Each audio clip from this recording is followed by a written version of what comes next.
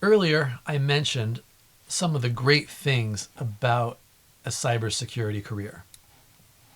Now let's talk about some of the downsides to a cybersecurity career. Like we've addressed some of the pros, let's talk about the cons. And there are some cons, and they can be significant. And how bad these are for you really depends on what you expect out of life and what kind of personality you have and what kind of things you consider fun and what you like to do. First, let's talk about being on call and sometimes demanding hours. A security attack is a critical problem. And unfortunately, it can happen at any time. So many cybersecurity professionals are in this situation where they are expected to be accessible at any time, including weekends or evenings. So sometimes you have to set some boundaries, draw some lines, make some expectations clear. Is your boss allowed to call you at 10 in the evening? Is the SOC allowed to send you text messages at 4 in the morning saying, hey, we've got this incident, we've got this problem, we need your help? You're the cybersecurity expert, the subject matter expert. Maybe there's a problem with a particular security tool that you specialize in and they need help. That's an issue. Many cybersecurity professionals are expected to be accessible anytime. Now, the number of times that they may actually be contacted varies greatly. So if it's actually quite rare that you're going to be contacted, this can make this negative a non-issue or not much of a problem, just depending on the situation. But you may have to respond to an email while you're on vacation. You may have to be on an on-call rotation every, once a month for a week or 24 hours or however they have the on-call rota set up. You might be expected to be available. A lot of people, first thing they do when they wake up is check their messages. And if the office needs to get a hold of you, they generally need to know how to get a hold of you, your personal cell phone and things like that. Sometimes when you're doing a big deployment or implementing a new system, it can be all hands on deck. It can be everybody out there, working late hours to meet a deadline.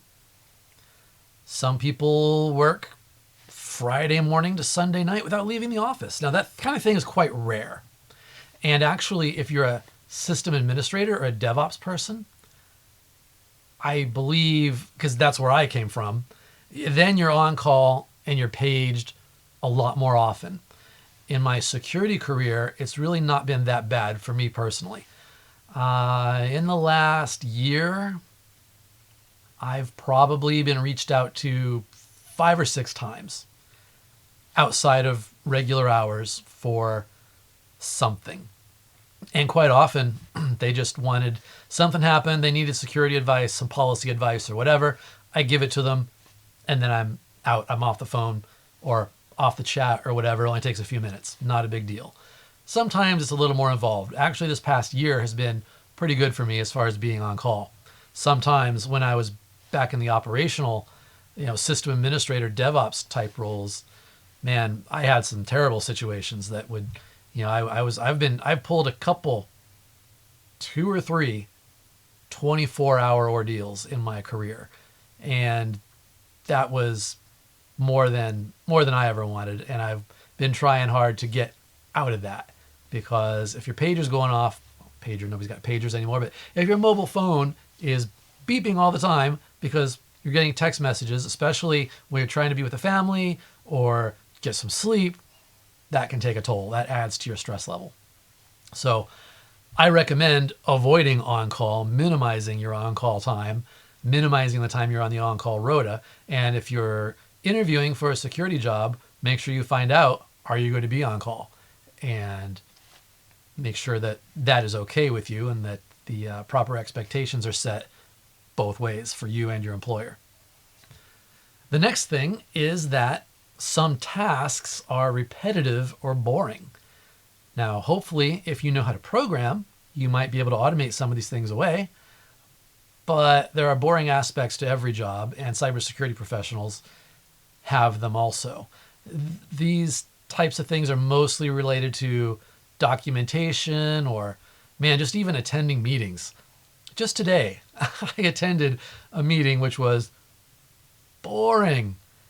And there were these other people on the meeting who take their jobs very seriously, much more seriously than I take their jobs. So, yeah, sometimes you have to deal with repetitive or boring tasks or meetings. I've had to fill out massive spreadsheets. I remember one time I had this giant spreadsheet with, like, I don't know, several hundred security controls listed in it. And I had to, like, pair these up with the security controls from another security standard, because there's a lot of overlap between these things.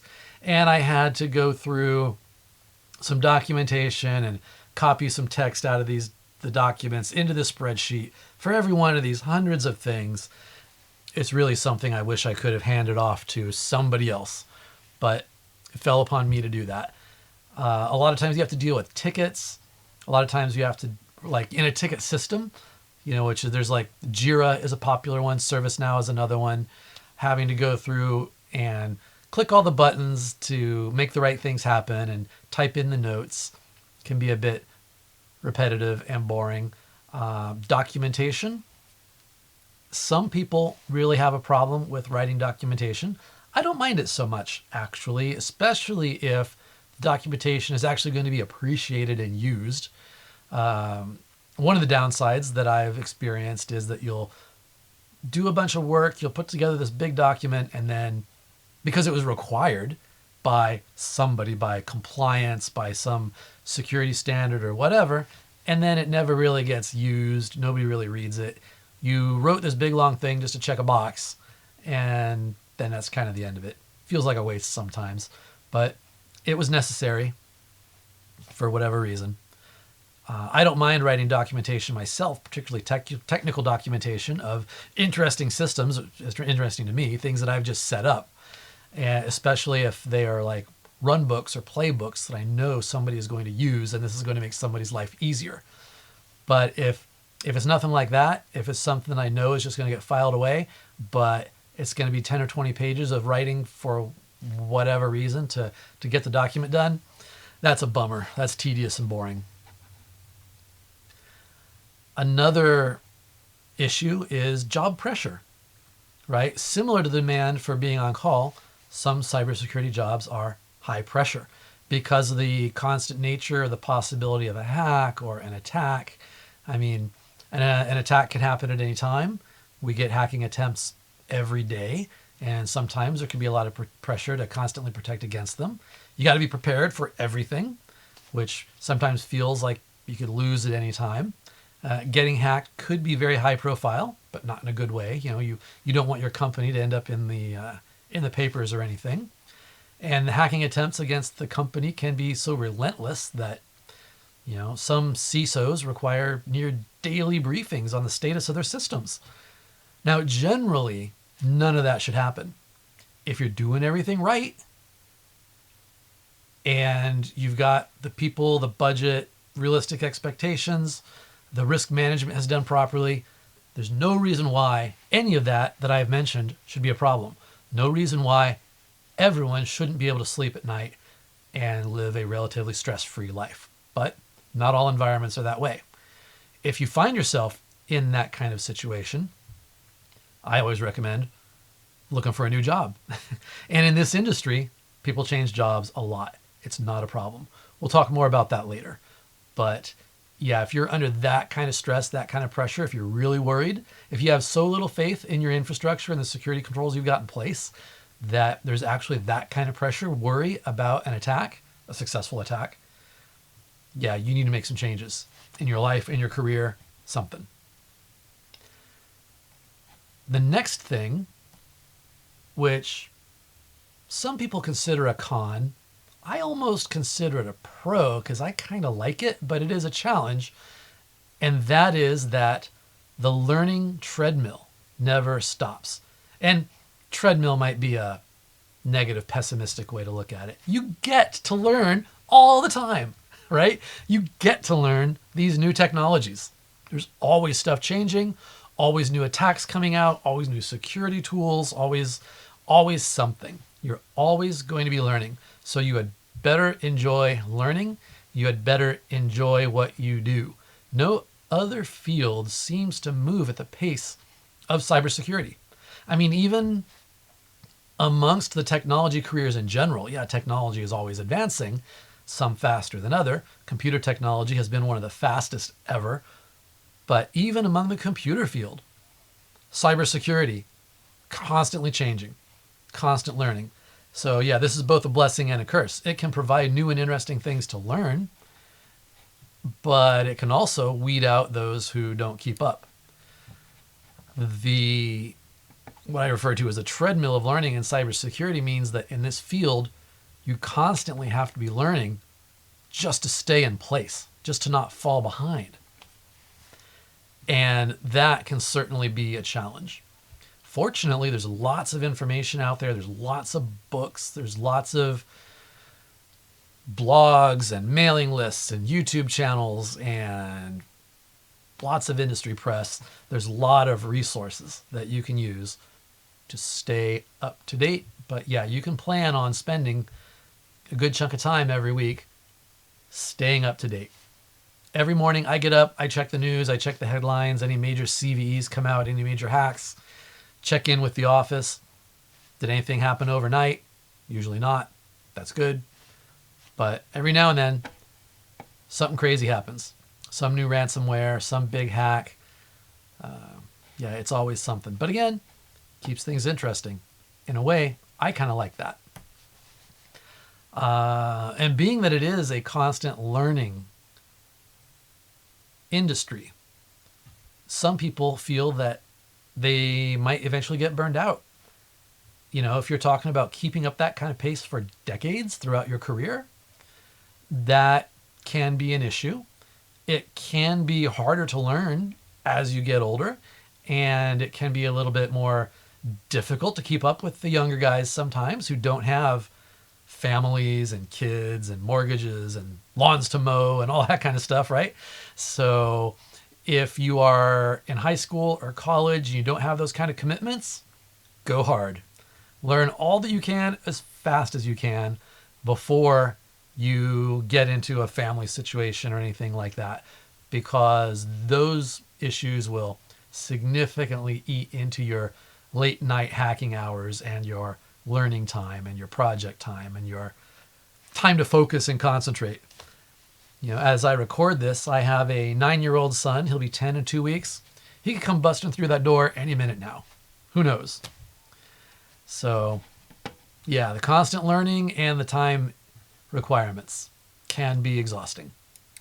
Can be fun, can be exhausting. Sometimes your employer is using old technology.